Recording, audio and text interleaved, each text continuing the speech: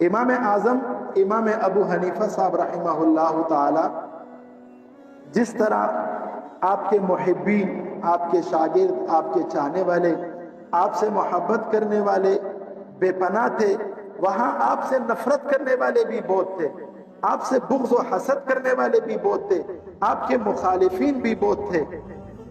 کچھ لوگ اختلاف مسئلے کی بنیاد پہ کرتے ہیں، کچھ ذات سے مخالفت کرتے ہیں۔ اس طرح ایک مخالف امام ابو حنیفہ تھا۔ امام ابو حنیفہ صاحب رحمۃ اللہ علیہ کے والد کا انتقال ہوا، 3 دن آپ گھر پر رہے، تعزیت کے لیے لوگ آتے رہے، ملتے رہے۔ 3 دن بعد جب آپ اپنے گھر سے نکلے تو آپ کے شاگرد، آپ کے محبین، آپ کے چاہنے والے آپ کے ارد گرد جمع ہو گئے، بڑی تعداد میں آپ کے ساتھ باہر کچھ آنے لگے۔ آپ رستے میں تھے، ایک شخص نے آواز دے کر امام ابو حنیفہ صاحب رحمۃ اللہ علیہ کو روک لیا اور ان کو روک کر کہا کہ مجھے پتہ چلا ہے کہ آپ کے والد کا انتقال ہو گیا ہے۔ امام صاحب رحمۃ اللہ تعالی علیہ نے فرمایا جی درست کہا، میرے والد کا انتقال ہو چکا ہے۔ اس شخص نے کہا کہ اپنی ماں کا نکاح میرے ساتھ کر دو، اپنی ماں کا نکاح میرے ساتھ کر دو۔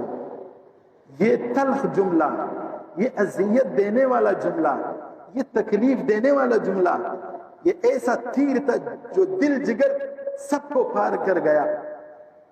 آپ کے چاہنے والے محبین تلامذہ برانگیختہ ہوئے، اس شخص کو مارنے لگے۔ امام صاحب نے کہا نہ چھیڑو۔ کہا حضرت اتنی ڈٹائی کے ساتھ، اتنی دلیری کے ساتھ آپ کو اس طرح کی تکلیف؟